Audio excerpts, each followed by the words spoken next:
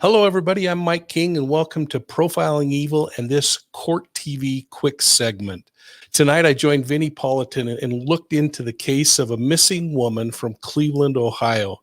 Her name is Rajah McQueen, a beautiful mother of two who disappeared in Cincinnati, Ohio. She was last seen about a month ago, leaving her mother's house at about midnight. Her mom's struggling with a serious health condition. It's completely out of character for her to not be in contact with the family. But shortly after leaving, her phone went to voicemail, and the family hasn't had contact with her since. Let's watch this segment. I'm Vinnie Politan. This is Closing Arguments. Thank you so much for joining us tonight. This hour, we're going to take you inside a few investigations, and some of them may need your help if you have any information. So if you recognize anything, have information that you can add, please help as we go through some of these stories. And I want to begin with a mother of two, 27 years old, who goes missing and has been missing since the end of June.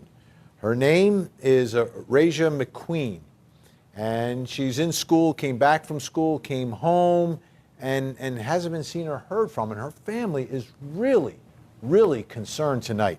WEWS, our great Cleveland affiliate, has the story for us. Rajah is the mother of two young boys. She's a sister and a daughter who I'm told loves her family. And that family is desperate for information and worried that she's in danger. Return her to us safely, oh Heavenly Father. We need her, oh Heavenly Father. We love her, oh Heavenly Father. A safe return is all Rajah McQueen's family is asking.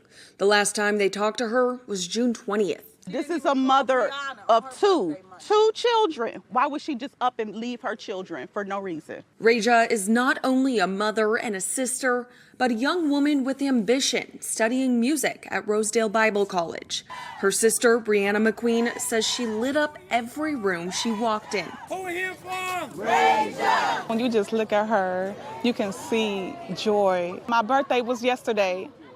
She will never not call me or say happy birthday to me. In the 3 weeks since her disappearance, her friends and family have been searching near and far to find out where she is, but say they've gotten little information from police. We're asking the police department to step up. Step up! She didn't choose to do this. We don't know what she chose to do. She needs to be looked for. The police needed to listen to this family to say that this is something out of the ordinary. And look for her. Rajah's car is also missing, a 2018 silver Nissan Sentra that her family says was last seen in Westlake. See something, say something. Pleading for someone to come forward if they know where Rajah may be. There's this unspoken rule where, like, if you see something, you don't say something, but it's like, come on now, this could be your family. Every little bit helps, and she is never forsaken nor forgotten. And praying for her to come home. Bring back our child safely, oh Heavenly Father. I asked Cleveland police for an update on Rajah's case, but have not heard back. She is 5'6" and about 130 pounds. She also has a distinct red tattoo on her wrist. If you know anything about her disappearance, you're asked to call Cleveland's Detective Bureau. All right, let's take a step back here now. A mother of two. Moms just don't disappear. They don't go away from it doesn't happen, okay?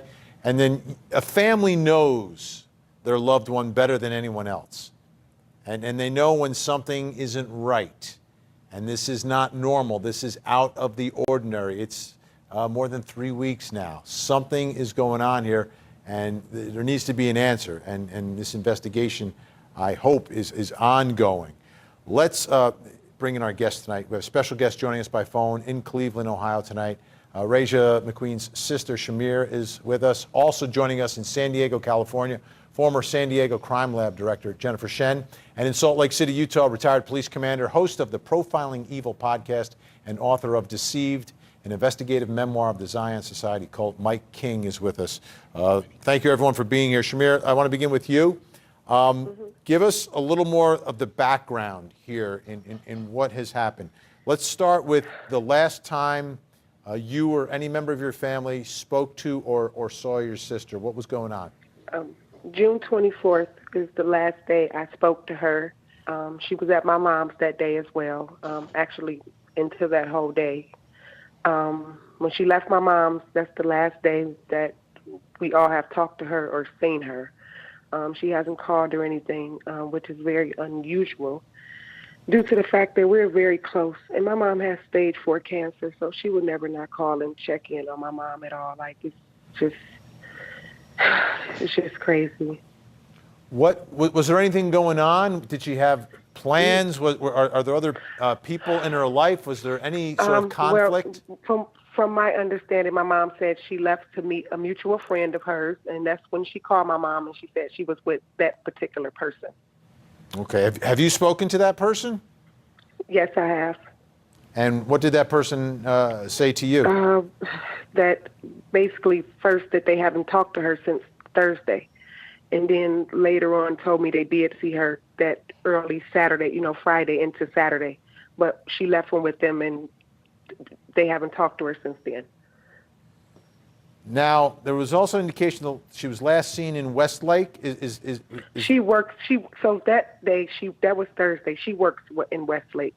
So that was fine. We knew about Thursday. She was at work. We talked to her on Friday. After Friday midnight is when no one has talked to her after that point. She definitely, Thursday was accounted for because that's a work day. She worked in Westlake. That was her job there. And is there any other place? Well, she came back from school, right? So is there not? Have we visited where she was going to school? Yeah, so the people at school have not seen her there. They even called and have contacted us. They were actually part of, some of them were even part of the rally that we had. Like, that is just unusual. She wasn't supposed to go back to school the next month. So she would not just up and leave without going home to get clothes. Like, we have been to her home. She have not been there. Like, she would not just go back to school without anything. Again, like I said, when my mom said she left there, she called and said she was with her friend or whoever, and as of that point, we have not heard or seen from her since then. And obviously, you've spoken to police. How in depth have police gotten with you in terms of asking you questions, asking you background, and any information that they may be able to share with you? Well, at this point, they do call and check in and ask if we have any leads, but as of today, I was informed that the FBI will be getting involved at this point, and basically they're just trying to wait for her phone records, which I feel is like it's been over a month. We should be able to been and had some kind of hope of at least knowing where her last location was pinged, if any of that. We have not got any of that, but as of right now, today, they did say that the FBI is getting involved from what I was told.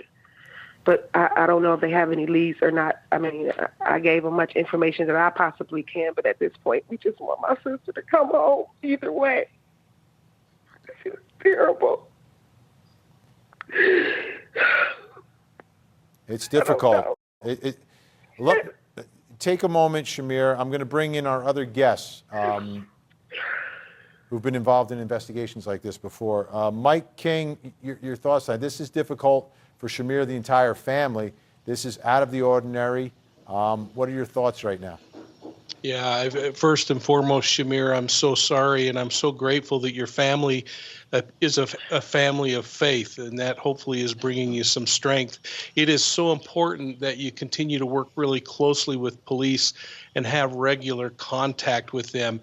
They can't, in some cases, share some of the things they may or may not know, and yet it's really incumbent upon you and your family to give everything you can think of to them, especially going back to you know that she left work, that you know that she was good and safe up until midnight, and you know who she was with. There really needs to be a focus on who those people were that were with him at the last moment that you had contact with her. I also find it interesting, Vinny, there's a vehicle missing now, and vehicles don't just disappear. It could have gone across the county line, and that's one of the challenges in law enforcement is sometimes we don't communicate very well. But unless we keep getting the word out about this missing vehicle and somebody sees it, it's going to remain hidden in plain sight. Yeah. Jennifer, it seems we're early in all this, but we're not necessarily super early if something happened. But we're obviously hoping for the best, but looking for information. The FBI now getting involved, starting to look at phone records and things like that can be very, very helpful. Yeah, I think it's really great news the FBI is involved. That means they can throw so many resources at finding your sister. My heart also just breaks for you. I've worked lots of missing person cases, and they are just tragic. So the FBI being involved is wonderful. And it takes a while to get some of the information that the police want. You talked about the phone records. That's one aspect. Once they get the phone records, they can trace her whereabouts, hopefully her last known whereabouts, and that will give some very good information. But I know that police take these cases so seriously, and I promise you they're doing every single thing they can to bring her back to you. And Shamir, where was she Friday, the last contact? Friday, she left my mom's house on that Friday night. She contacted my mom, like I said, a little after midnight, which was going into Saturday, and stated she was with a friend, and that particular friend. And after that, we haven't talked to her, or the phone been going to voicemail since then. We have not spoken to her or seen her. And again, I'm like, you guys, I don't know how a car can just come up missing and we can't find her or the car. Yeah, Mike, it seems like that's the place you have to start with all this, Mike, right? And maybe you're looking for surveillance videos from in that neighborhood to see any sign of the car. Exactly. Yeah, so not only do we need to have that forensic data from the phone and get the information to show when that last ping was before it went to voicemail, and hopefully it went to voicemail but has been left on and is still providing some intelligence to it. But the vehicle has information that can be accessed if they can access that vehicle. And of course, all of the cameras in the community are a great place. And there's no better day than today with all of the neighborhood cameras and other surveillance systems on businesses. Folks just need to go back on those days and really look at what they have. Shamir, has there been any indication that there's anything on video from her the last place where she was, that maybe one of the neighbors or the house that she was at has some video evidence? No, not that we know of. But me, my family, and all of us this past Saturday actually went out and formed our own search, and we searched like a great part of that whole neighborhood where we can look. We looked behind abandoned buildings. I mean, behind everywhere we can possibly look that we would think that a car or anything could possibly be, and we came up with nothing. Like we did a whole search. Jennifer Shen, to me, that's, again, this investigation has to start in that area where she's last known to be, and then work from there to see where it potentially goes. You're absolutely right. That is where they start. And, there are a lot of video cameras around, from the doorbell cameras to street cameras to light cameras. There are cameras, security videos in businesses. So it's a matter of tracking every one of those videos down, getting permission to download it, getting it into a place where you can view them, and then putting the puzzle together slowly. It just takes time, just takes a lot of time. But you're right. You have to start where she was last seen and then work your way out from there to see if you can track those final movements of her vehicle. Shamir, how's your mom holding up with all of this going on and what she's dealing with now? Oh my God, my mom basically is a wreck. Like, I can't even begin to explain of how I'm feeling, the point of how she's feeling right now. Like, she's not doing too good. Not at all. Like, this is my youngest sister, like, and it's not even because it's just her child, period. Like, and bad enough what she's going through. Like I said, my mom has stage 4 cancer. Like, she's not doing good. Not at all. I wish I could say she's okay, but she's not. No, it's understandable. This is extremely troubling and doesn't make sense. It does not make sense. People don't just... No. It's like no one just vanishes. A whole car does not just vanish, or a person, period, like, that leaves their family and kids behind. Like, no one would do that. Like, again, like, we were very close. Like, we talked every day. She would not call anyone and just be gone this long without communication. It's impossible. Yeah. Mike, to me, that speaks volumes, because this is, some families aren't close, right? Some oh yeah, I spoke to my sister, brother, last month. No, this is a different situation. This is a different type of family. She's got children. She's got siblings. She's got a mom. There's an answer that needs to be found here, and this family needs to get that answer. Absolutely, and it's so interesting because the behavior is easy to follow. The daily routine, how often she texts, who she texts.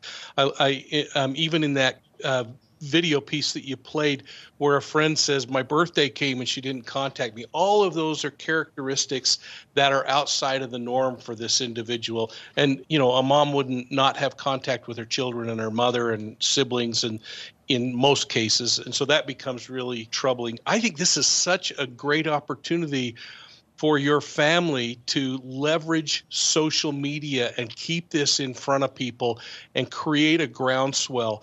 You may have a difficult time getting the media to pick up your story from time to time, but social media will really carry a powerful message as you go out and do things, and keep sharing messages like you did in your search over the weekend. People need to know that you're not giving up. Yes, and that's the thing. I do want to say thanks to social media, because they have been very, very good with reposting, and just like overall with the whole everything with social media has been great. I cannot say that at the most. They have really helped us a really lot. Very supportive. It was some people who didn't even know her from off social media came out and helped us search on Saturday, which was great. Shamir, let me ask you one question about that search. And again, we're purposely not naming names, right? But the person that your sister was with, did that person help in the search? No, they did not. Not search, not come to the rallies that we had, not come to the search, and I'm guaranteeing won't come to the press conference that we're having tomorrow as well. No. Jennifer Shen, I don't like that. No. Well, that's definitely interesting. One thing I did want to say is that was having the family and the friends and the community searching. There are people who are found because of the communities out there looking, and so every time you're out there looking for your sister is just a chance that you're going to find her. So, keep that up. That is amazing. Social media is one aspect, but just out there, groundswell, looking, searching, that is very, very good. That is good, and maybe that will be the thing that finds your sister. Well, Shamir, we're going to stay on the story here on Closing Arguments here on CourtTV. I know you have a big day tomorrow. We'll continue to post and ask all our viewers to share this information as well, and we will stay in contact with you. Thank you so much for joining us, and our thoughts are with you and your family tonight. These are the kinds of cases, folks, where you can really make a difference. If you know something, please say something. Step up and call the Cincinnati Police Department and let them know what you have. Make sure you're watching for that vehicle, too. It's got to be somewhere hiding in plain sight.